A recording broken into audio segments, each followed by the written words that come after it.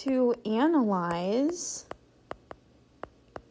a regression analysis, you have to go through a series of steps, and step 1 is to import the data into SPSS.